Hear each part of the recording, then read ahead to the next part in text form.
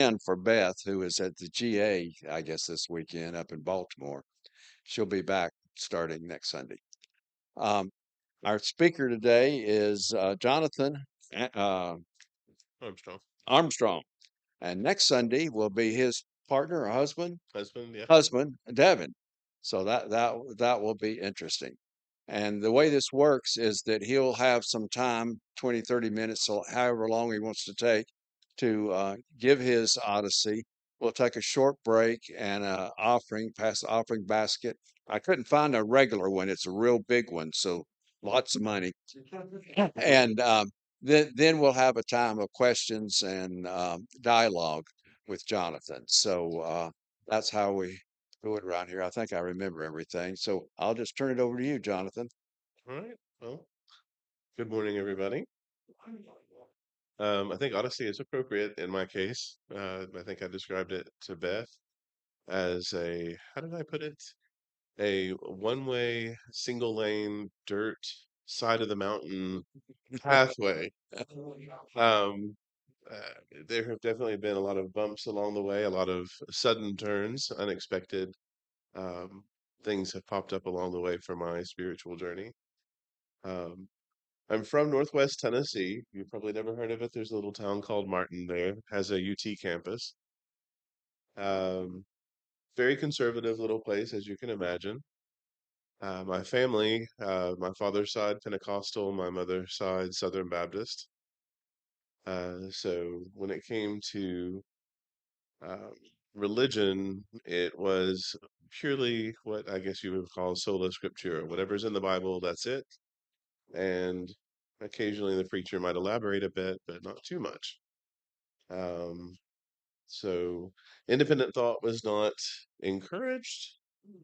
Um, Lots of, since my parents were traditional, when they married, we went to my father's church, which was the Pentecostal Church of God in the neighboring town.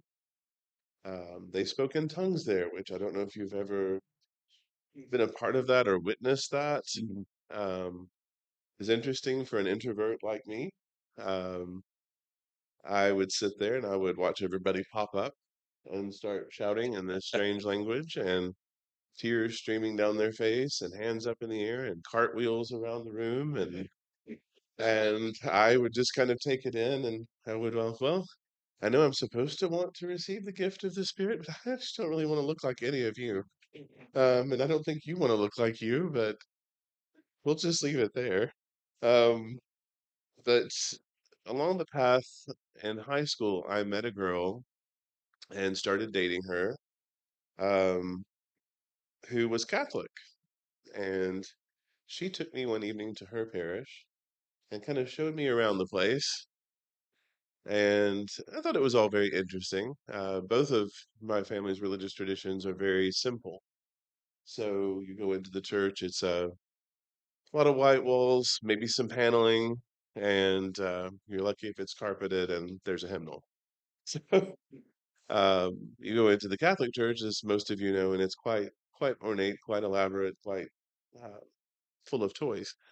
And so I was very impressed with what I saw, but nothing really spoke to me necessarily until we walked into the room where the Blessed Sacrament was kept in reserve, and she explained what that was, and then something kind of clicked for me because I thought, wow, you can be quite physically in the presence of God. That's a different thing. So I went to mass with her, and um, it was different to hear talk of God's love and mercy and tenderness and compassion. I'd never heard these words used with God. But more Jonathan Edwards, sinners in the hands of an angry God, you know. So this was new, and I began going to mass from time to time. After I went my first time, my mother stopped me in the kitchen and she said, "Well, it's good that you try new things. Just don't make a habit of it. Careful what words you use, because I felt a call to the priesthood um, fairly early on, and wound up joining a religious order. So speaking of habits." Um, there you go. The Trinitarians in DC, it's a 800 plus year old religious order. Used to be quite prominent. They associated themselves with the royal family of France. So up to a certain point, that was quite helpful. Then not so much. But it's a small community, and it was kind of a Dickens moment of the worst of times and the best of times, because once they get you in, they don't really feel like they have to do much. And that's really not true for most of us, I think. Once you join a religious family, especially if you've chosen it, you expect more than a hey, welcome, and then nothing more, So that lasted for a time. I was in seminary as well, and I managed to get through my first semester and decided I'd had enough of that. And most of it was do as I say, not as I do. So that kind of, I'm not good with hypocrisy. I don't like it when I see it in others, and I really hate it when I see it in myself. So I didn't last very long um, up there. And I also began to wrestle at that time with something I saw all around me, my sexual identity. Um, Growing up in a little town in Tennessee, you're different. You're supposed to find girls attractive, but I always thought the boys were pretty. But I also thought it would go away. I was convinced it would. It's just some kind of bizarre phase that I was going through, and that just obviously that was not the case since I am here with my husband, and we have been together for 15 years, so that's quite a phase. Um, but my journey continued. There were a lot of things I liked about Catholicism, not to pick on it too much. I liked the tradition, the continuity. I found the ritual to be fascinating and lovely. Um, but we get back to that hypocrisy thing, and you have to wrestle with that. And it's so sad because when you're in seminary, one of the things you realize is that weird thing you're wrestling with, so is everybody else in the seminary. Um, Pretty much everybody there was gay. And it was just like, and it's just like you see everyone suffering with this, and you're like, why is everyone? You're all going to be the leadership of the church someday.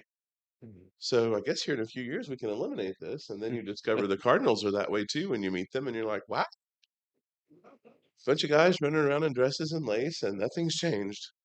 Um, okay. Um, I did eventually find my way into the Episcopal Church because it looked so similar. Um, and it was more progressive. And as I came out, they were cool with it. They could handle it. The God they worship could handle a lot more than the Roman Catholic God. He's more persnickety, but the Episcopal God, he can handle a few things. It's okay to be different. It's fine to be a woman. We got a lot of those in the church. Come on in. And I spent quite a time with the Episcopal Church. Started visiting in 2000, I think four. Officially joined in 2007. At the same time that I joined another religious order within the Episcopal Church, the Brotherhood of St. Gregory. So that calling still was there, that desire to serve and to help others and to make life a little easier. Maybe show people a few of the potholes that I'd fallen into and help them avoid those. Um, and still wanted to be a priest very much. Wanted to be able to help people figure a couple of things out, just using what I'd found out. Stayed with them for about 5 years, and as so many people find out in the Episcopal Church, money is really, really important. It has a lot of money for a very important reason. It expects a lot of it. And I fell victim to the recession in 2009, losing my job, along with several others in my law firm, and had to go into bankruptcy, which I don't know that Episcopalians know that word. I really tried to explain it, but I didn't get very far. So I had to step away, and really the journey took a big turn then. Because at about the time I was leaving the order, I met my future husband, 2010, So right there toward the end, Devin and I got together. We have a getting together story that most people I don't think have in the gay community. Um, we had met very briefly, and I was in the religious order with his father, and he had seen pictures and heard stories, and he decided he was going to marry me. I did not know anything about this, but that was not necessary, apparently. Um, anyway, we were going up for our annual convocation, and I had decided I was going to take an annual vow of celibacy because I dated some and I didn't find it to be all that enjoyable, and was going to just let's just do it on my own for a while. And what I didn't know is this one over here had decided to join with his stepmother to come up and watch his father take his first solemn vows in the community. So all of a sudden, I have this guy show up in a certain pair of jeans that and winking and smiling and around every corner. And needless to say, I did not take that vow. Um, and from August of 2010 until now, we have been together. So I think that's an important part of my spiritual journey be- because he has taught me a lot about spirituality from a different standpoint entirely. He grew up in the Episcopal Church, but through his own choosing became pagan.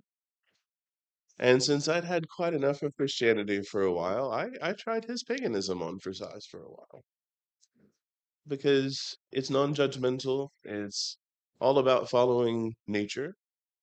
Hard to argue with nature. It's just there. It does its thing, regardless of our opinion.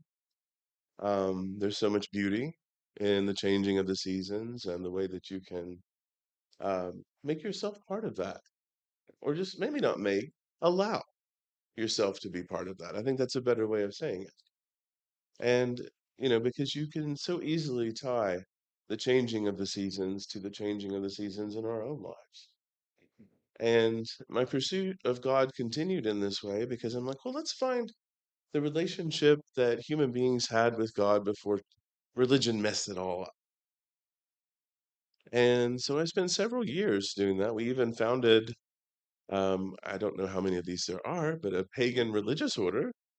Um, Of course. uh, it was quite fun. We got up to 11 members, so I've heard that's an accomplishment. Um, we did that for a while, and that actually led us to, I think, the Gaia community here, which led us to here. And it's like, oh, a greater community of folks that aren't freaked out that, we like nature and we do nature things. And um, we started coming here and found out what a great group of folks were gathered together in this place. And kind of like paganism, non-judgmental, associated with the seasons of life, um, believers in thinking, and it's okay to think, it's okay to question, to wonder. There's no problem with any of this. I'm like, well, we should keep coming. And first Sunday we were here, we met two very important people. John is still here, and she was one of the first to greet us and chat with us for a while back in 2022. And one who's no longer with us. We actually passed her picture in the hallway, Claudine, Oh yeah, totally. who was the official keeper of the entrance to the sanctuary. So spent a lot of time chatting with her, and she was quite the impressive person. Right. Um, but the services here are so open and friendly. And one thing, if there's anything I've learned on my journey, it's that there are so many different ways to approach the divine, and that's however you see the divine. It doesn't necessarily have to do with deity. You know, I myself am still, I consider myself a Christian, a very liberal Christian. And I still like I have some friends I get together with, and we do sort of an independent Catholic thing without all the stuff, without all the baggage. But that's all within the umbrella of Unitarian Universalism. This is there's been quite the journey of the two churches that became one here.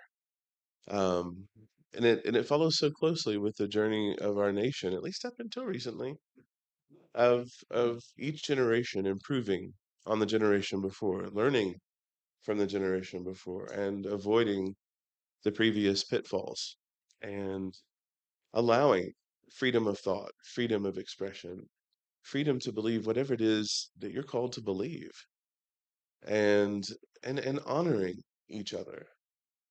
Even though we may not necessarily agree wholeheartedly on everything, we honor each other here, and we love each other through whatever it is that we're going through or trying to figure out.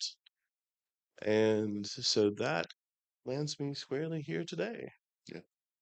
So, Well, wonderful. That was a great Odyssey. Now, what we do at this point is stop for a minute. And George, I found a basket over there. It's going to pass the offering basket. And then we'll have the time where we can ask Jonathan questions and dialogue. I'll unhook this microphone, and it's important. This is being recorded. I think everybody knows on YouTube, so it's important for your questions to be recorded as well as what he has to say. So I'll pass the microphone around. Yeah,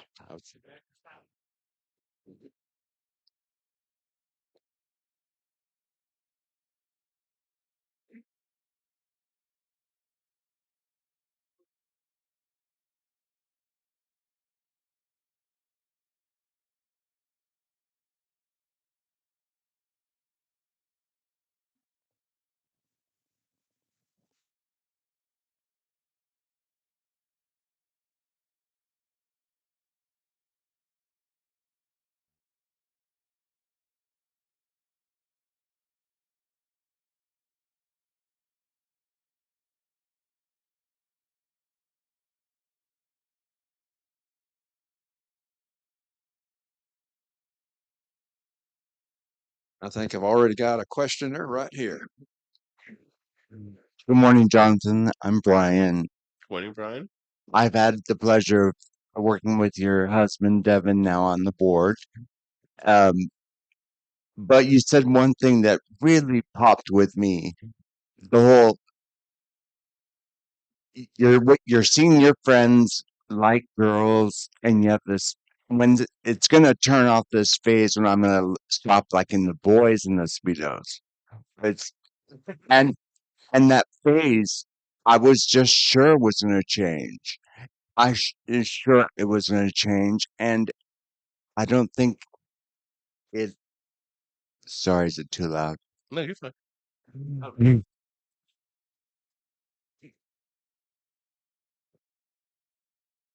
I love how you were able to combine your pagan beliefs with you, and I'm wondering, do you give equal uh, time to each practice? That was a very good question. Opens the door up to a couple things I failed to mention. When our sister Nori passed recently, we're actually having her celebration of life after church today. I was asked to compose the ritual because she was pagan and followed the Morrigan in particular, so Celtic pantheon. So I was asked to compose the ritual for her. So I was very honored to do that. So I continue to, whenever we have pagan rituals, I will continue to be there, to participate, to do that. It's also, I have a friend who's Muslim. I'm doing CPE right now and serving as a chaplain to a long-term care facility and hospice. And she's Muslim, so we have a great time because, I'm studying my Quran as well because I want to know everything it says for myself and not be told by some newscaster or politician. She loves that. But we've prayed prayers together and used that from there because again, it's like I don't see any particular religion as superior to another. Um, I think that, not just religions, but or lack of religion even. The path of humanism and the path of atheism are equally honorable in my eyes to a path that follows a god or gods. Um, all are faith based, whether it's faith in science or faith in humanity, which is that one's tough these days. Um, but these are equally valid. So I kind of give equal credence to all, and I think that's one of the things I love about Unitarian Universalism is we do the same. So yeah, I think I do. I mean, I'm a little heavier personally with my Catholic stuff that I do, but it's the sacramental life. It's the tradition and ritual and continuity that draw me in. It's also the honoring of the female divine or the feminine divine or the divine feminine. I've heard it so many different ways through Marian devotion, because it was really my first exposure to the role of women and worship. So it's got a special place in my heart there. But then you get into paganism and the goddess, and then you get to see the neat little relationship between the goddess and Mary and the Catholic Church. And, I think the distinction is on some of the statues in Europe, they threw a blue robe on her and said, "Look, it's Mary." Well, that was the goddess. It's Mary. Okay. So it's just fun to see. I love studying what is called comparative religion and just seeing how it's all in there. The whether you're east or west, you find the same connections. So a long way of answering your question. Did I hit every point? Okay. Real good. Who else? So, what brought you and Devin to Kansas City? Ah, yes, that was torture brought us here. I mean, a new job for Devin. Uh, he was promoted with Jay Alexander's into their management program. He had been working with Jay Alexander's in Nashville and in Chattanooga for many years, and they decided finally to promote him. And we were thinking, oh, cool, we're going to get to move to Florida, or we're going to get to move to Pennsylvania, anywhere but a southern state. And then it was Kansas, and I went, oh, God, no. But then you get here and you realize a couple very important things about this area. Um, Kansas City Metro is very progressive, and the people of Kansas, where we live in the Kansas side, and the people of Kansas, even though they can be conservative for sure, they're not crazy like the people in Tennessee. So it's kind of nice. You can actually get a Democrat in the governor's mansion in Kansas. That's not going to happen in Tennessee. So, but what brought us here was that it was that new position with Jay Alexander's, and I think we're starting to fall in love with this area. I wasn't sure we would, but it's happening.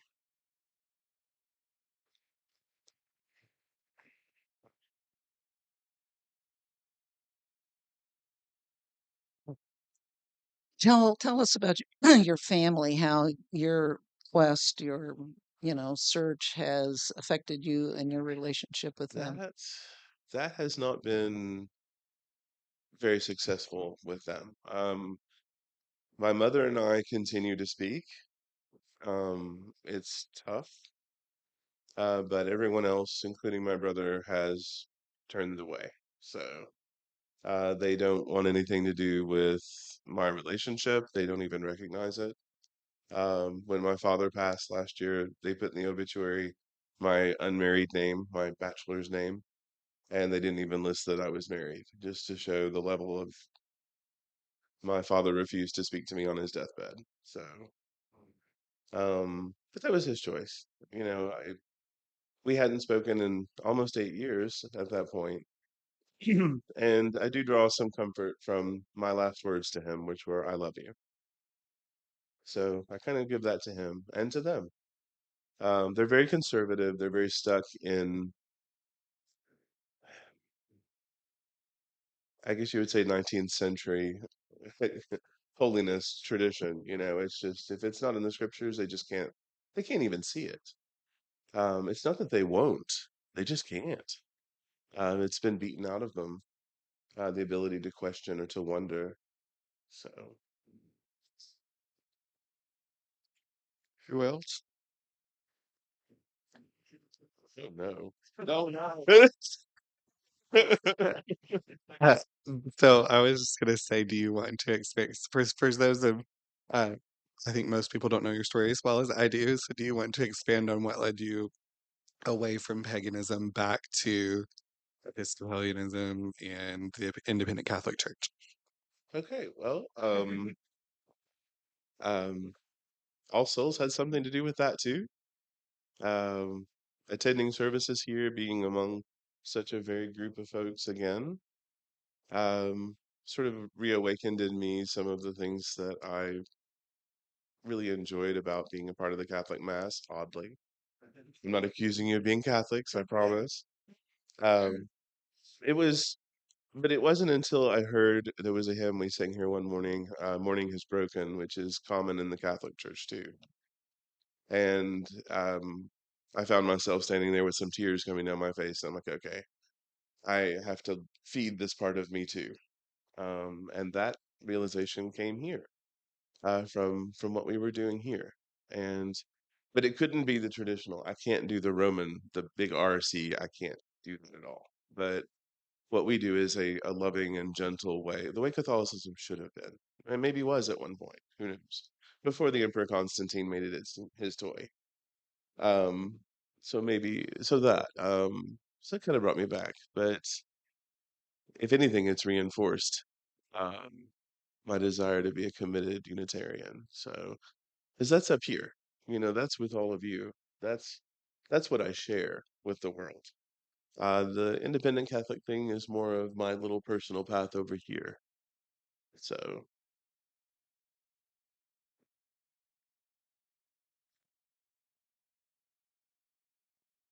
Um, Kind of got I guess in a way, a two-parter.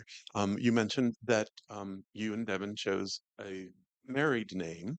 I'm curious as to the reason and maybe the thought behind that, and was it in any way tied with formalizing or formally recognizing your relationship? So, did you have a religious slash spiritual slash legal ceremony? okay, that okay, that's a really good question. Um we had a refugee wedding in Tennessee. When Obergefell came down, immediately Tennessee, all of the courthouses started closing their doors. No one will be getting married in Tennessee. No one at all. If we have to marry these people, we'll marry no one. So we um we were able to Davidson County, Tennessee, where Nashville is, was kind enough to sort of extend to anybody from outside counties. You can come here, we'll help you out. So we got our certificate from there, even though we were living in Sumner, I think is, and they'd closed immediately. Um, it was hard to find anyone to do the marriage. We found a lady who was licensed and was most interesting. She all her I looked at her official page, and it linked to her other official page about her alien abduction experiences. And I was like, "Are you sure she's legitimate?" And so the whole way over to her house for our ceremony, I'm sort of saying, so if the Emperor Zardar of the planet, I don't even know what comes, and so anyway, we had our very quick ceremony. We stopped by Dairy Queen and had a snack and went to work.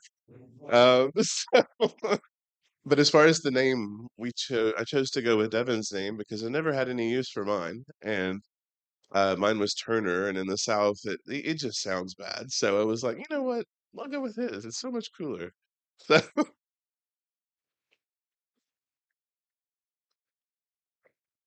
Yes. What is your profession? well, have had a few of those over the years. From my education, I served as a paralegal for about 8 years in Nashville. I walked away from that as I moved to Chattanooga, where I started work with the homeless. I worked at a homeless ministry there, transitional housing, things like that. Since then, I've worked mainly in hospitality and retail, while I've kind of geared up for returning to ministry. I'm actually starting seminary in August, so everything's been to try to get me back in this way. Um, so I'm doing chaplaincy work right now with CPE, so I'm there about 25 hours a week, and um, actually it's Ignite over by KU. Some of you may be familiar with it. It's right across the street. It's in the same building with IHOP and Tanner's and all of that. So I'm working with them and still doing some hotel work at night so that I can do a little bit of studying as I need to. Well, Nice to meet you this morning. Thank you. Uh, I was really on the track you just got into. You mentioned you were doing CPE work as a chaplain. Tell me more about where you envision that leading, what seminary you're connected with, and those kind of questions. Oh, sure. The CPE work, it was actually my friend in the little independent Catholic group, Father Jude, who is a chaplain himself, who introduced me to it. He said, try it on, see what you think as far as ministry work. And I fell in love. Um, Spending time with people, just being present, listening to their stories and, um, laughing with them, sometimes crying with them, holding their hand as they pass, that kind of thing fits my personality really well. So much better than even being a pastor, for example, would, I think. So for me, the seminary is to train for that, full time, to be a chaplain. I'm looking at two seminaries. Star King is one, and the other is Central here in town. Both are progressive. One's UU, the other is formerly American Baptist. I'm probably going to go with Central at the end of the day because of mainly financial considerations. You leave there with no debt because you pay as you go. Star King's beautiful and wonderful, and I really wish I could, but that's a huge financial commitment. And at the end of the day, I don't know that that's something that we can necessarily carry. Plus, I just turned 47. So, not that that's ancient or anything, but do I want to be 51 years old with a fresh hundred and something thousand dollars in student loan debt? I will never pay that off. But, What do you do for fun? oh, well, let's see. There are a couple things. With our sister who recently passed and her wife, we played, and it's an adoptive sister, not a biological sister. Um, we played D&D. D&D is a blast, so you get to pretend you're someone else and sort of run with it. Um, Devin and I have a garden. We have a zoo at the house. We have 5 cats, 2 dogs, 3 guinea pigs, a hamster, and fish. So, and he's threatening me because I want chickens too. So, so those things are for fun. Also, I still play with the larger Lego sets. It's meditative. That's what I'll call it anyway, so I can get away with it. Um, so yeah, those are some things that we do.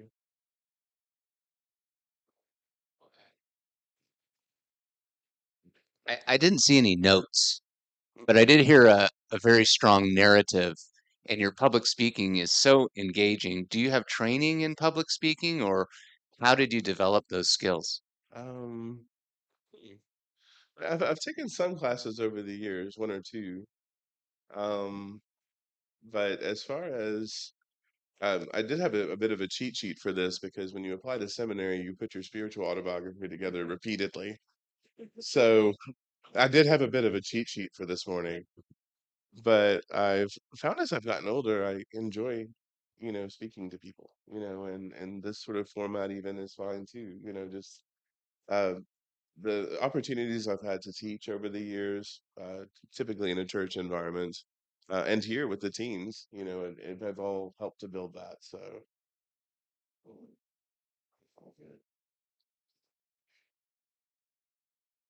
uh, okay. This is a insider question again. Do you want to explain to everyone, because not only your last name changed when we were married legally, do you want to explain to everyone where your two names in religion came from? Oh, I did follow the tradition in the church and take a name in religion. So I grew up Eric Lee and became Jonathan Severus, and I kept Eric as a second middle name for my mother. But that's where those came from. Jonathan, I chose long ago because he was a young seminarian in the Episcopal Church during the Civil Rights Movement, Jonathan Daniels. He came down to help out to get African Americans registered to vote. And while he was down here in, I believe it was Alabama, he was there doing his duty when a deputy showed up to put an end to this madness. And he pulled out his gun and was going to shoot a young woman registering to vote. And Jonathan Daniels jumped in front of the bullet. So for me, that was very important. Because when you choose a name in religion, you choose someone you want to emulate. So for me, it was, I hope that if a moment should come in my life when I have to do the right thing, I hope I don't even think about it. I just do it like he did. I hope it's not that, obviously, obviously, but I do want to have that kind of courage and that kind of, um, as they would say back home, intestinal fortitude. Do it. Just do what's right. And Severus was Saint Severus of Alexandria.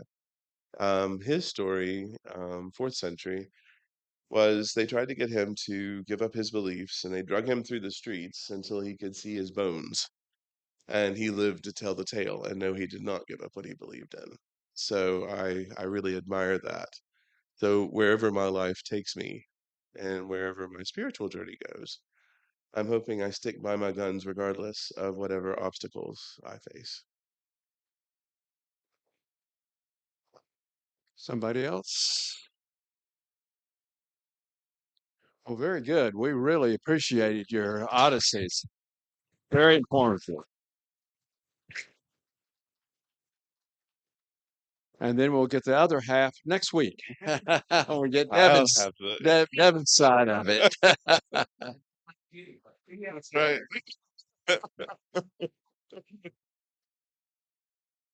All right.